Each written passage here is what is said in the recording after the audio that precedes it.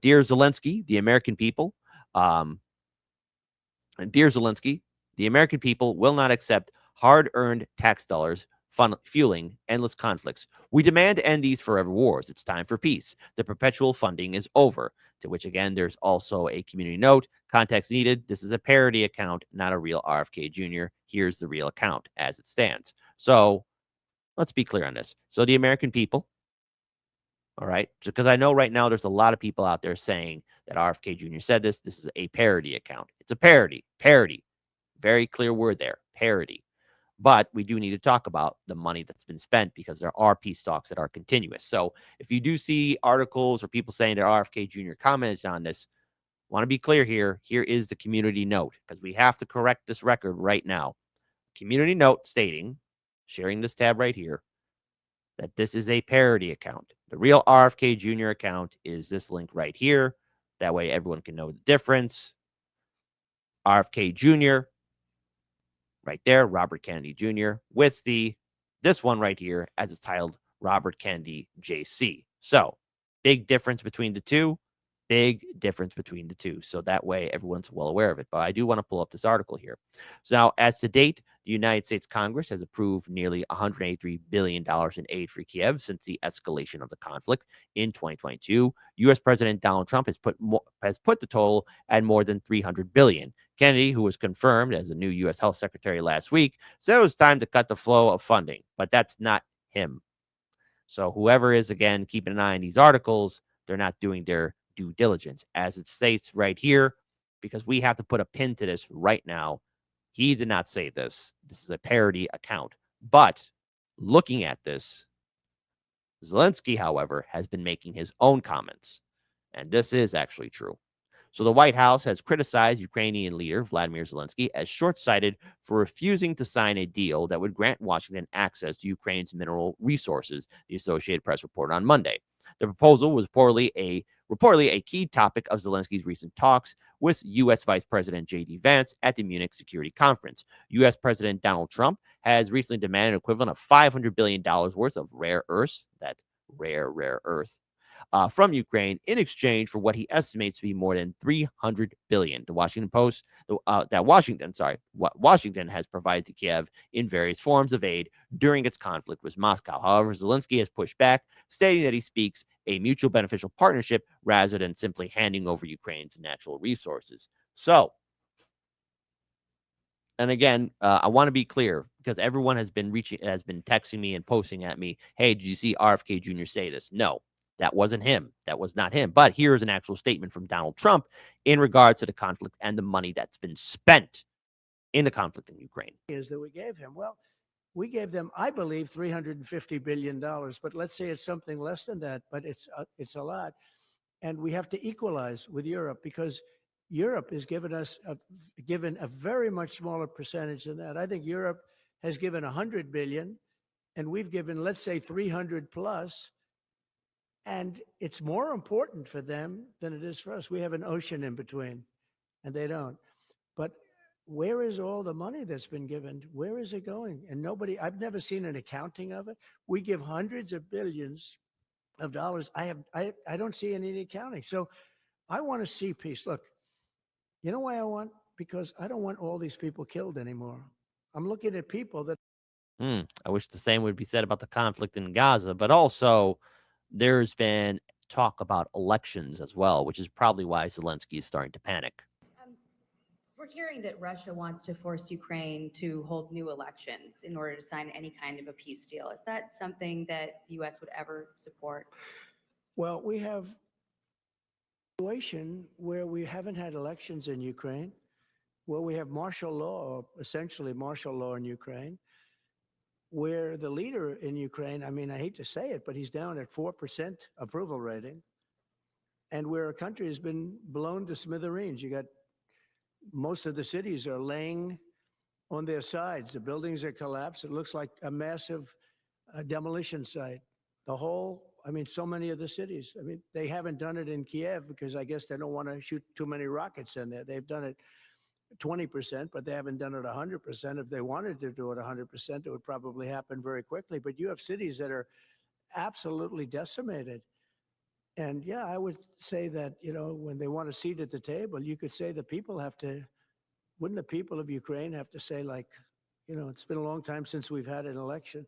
That's not a Russia thing. That's something coming from me and coming from many other countries also.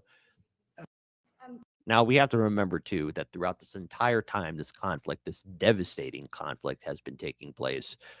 There haven't been elections. There has been a lack of accountability, not only with the aid, we're talking about money, resources, and weapons. Throughout 2022 and up until now, there's been no accounting. There's been no checks and balances. Now, throughout 2022, we've heard the media constantly hype up Zelensky and the war in Ukraine, talking about it's a fight for democracy, but it's abundantly clear that a lot of this money has gone to waste. I only can imagine what that $300 billion could have been used for us, the American people. These talks are going to happen whether Zelensky wants to or not. But there's also another thing to take into account in regards towards Zelensky's comments about Trump calling for an election. Now, they are in subtitles, of course, but we will go through it together. So let's go ahead and play it. It starts off, first of all, I never comment on the ratings because I think that commenting В принципі, ніколи не коментую рейтинги, тому що я вважаю, коментувати on ratings for yourself or other leaders probably means that there is some рейтинги щодо себе або інших лідерів, напевно, це говорить, що якийсь йде політичний political competition. Elections are going on. So he's stating that. But right now, he's trying to cover himself because there are people who want this conflict to end. Now, Trump has made it his campaign promise to end this war in Ukraine one way or another. And so the big kids are sitting at the table. Now, to be honest, the Biden administration could have done a lot throughout the remainder of his administration to try and get a ceasefire plan going. But remember who prevented that. It was also the Biden administration from preventing it. They had to save face. See, that's the problem with Russiagate and the ongoing Trump derangement syndrome that's been following us since 2016. The reason why there wasn't any peace is because you had Democrats foaming at the mouth for revenge or pointless projecting. I just want to rewind this again. Передусім, я, в принципі, ніколи не коментую рейтинги, тому що я вважаю, коментувати рейтинги щодо себе або інших лідерів, напевно, це говорить, що якийсь йде політичні змагання, йдуть вибори. У нас такого немає. Сьогодні зранку вийшов КМІС. В принципі, я знаю, я орієнтуюсь, але я не коментую це офіційно, але раз прийшов такий час, значить ми будемо, ініціативу візьмемо в свої руки, скажу так. Передусім, сьогодні вийшла довіра до мене 57% по КМІСу. Я чув 57 плюс відсотків різних соцопитувань. Так що, якщо хтось хоче мене поміняти прямо зараз, то прямо зараз ніяк не вийде. Я би так сказав. А друга історія, раз вже говоримо про 4%, ми бачили цю дезінформацію, ми розуміємо, що вона йде від Росії, ми розуміємо це, і у нас є докази, що ці цифри, вони обговорюються між Америкою і Росією. Тобто, на жаль, президент Трамп з великою повагою до нього відносимося як до лідера народу, який ми дуже поважаємо, американський народ, який нас постійно підтримує. На жаль, живе в цьому дезінформаційному просторі. І питання навіть не яка у мене підтримка, питання в тому, що важливо, ті рейтинги, на які ми звертаємо увагу. Номер один сьогодні питання, як захиститись від обстрілів. Я думаю, що це номер один питання. Не думаю, я знаю по всім соцопитанням. Це номер один питання для українців. Yes. So he's in full blown panic. It's very clear that his fun free ride is over, but it wasn't fun for anyone. I mean, there should have been immediate peace talks. I've had a few people ask me, Kit, if you had a chance to ask at least one question, I want to give a shout out to some of my viewing audience members, Bad Cookies, shout out to you on Discord, who asked me if you had a chance to ask Zelensky one question. And see, knowing me, it'd probably be a two-parter question. What would you ask him? That's very difficult. But in regards to this conflict and the lives lost, I would ask him, Where do you take responsibility for the peace talks failing? Where do you blame yourself? What responsibility do you take for this war escalating? And what could have you done differently to prevent this? All of this could have been avoided. The bloodshed didn't need to happen. The war didn't need to happen. And there's a lot of posts on social media right now that are showing many of the people who fought on the front lines being blown up, amputated. We're looking at people on both sides whose lives will forever be scarred, damaged. And even if both sides got people who are walking home whole, they'll be carrying the damages and the scar of war. The civilians will be carrying the damages and scar of war. And as we have pointed out on this show, all what these wars do is lay down the foundations for the next war to come. Yes, there'll be peace, but resentment and hatred always continue to brew. And from what we have learned in history, is that every war is somehow connected to a previous war. It is mankind's inhumanity to man. And while these peace talks are taking place, the bitterness and rage remain. Whether or not we can make peace with ourselves is another thing altogether. But many political analysis, people on corporate media, are also changing the tune because I can never imagine this happening in 2022 or even up until 2024 where people are talking like this. Now, clearly, Ukraine feels iced out. Is it a mistake to not include Ukraine in this meeting about ending the war in Ukraine?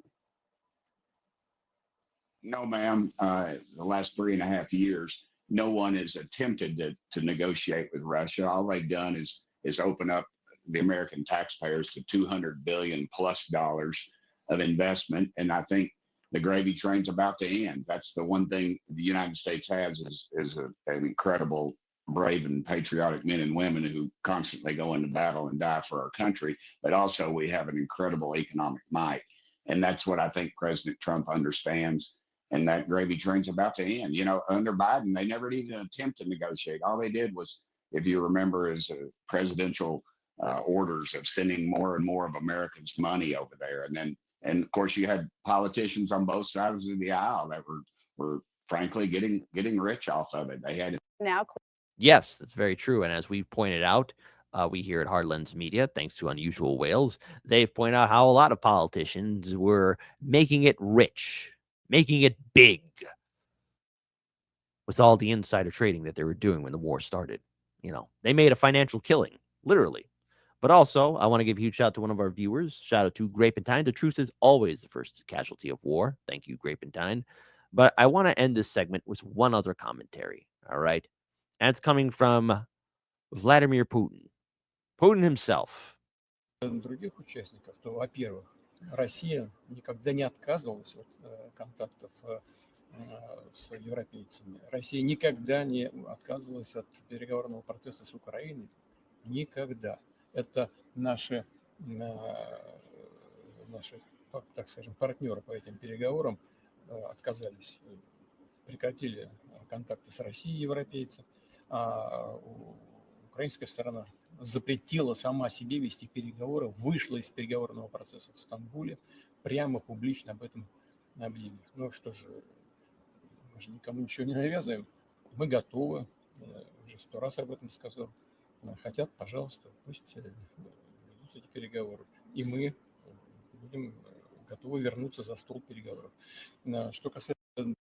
So that's from Putin. He's indicating that Russia has always been open to be at the negotiating table, that Russia wanted to immediately call for a ceasefire, and more importantly, that the conflict must come to an end. So, as it stands right now, the Trump administration is speaking with Putin and his advisors in regards for a peace talk. If they are successful, I think the whole world can breathe a collective sigh of relief as this conflict comes to an end. But then the question of Ukraine, the money, and what comes after, well, we could sit here and speculate. But the horror of war will always remain the truth. It never changes and always leads to further pain. Maybe someday we'll learn this lesson.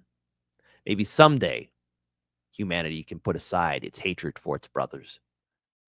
But until that day, let us hope, right, and hope upon hope, that this administration Putin and everybody else can actually get the guns to be silent.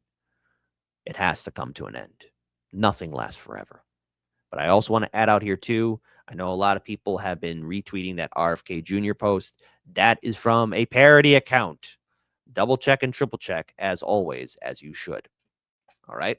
So there you go. Just want to clear that out there because people have been saying RFK Jr. is calling for immediate halt. No, that's a parody account.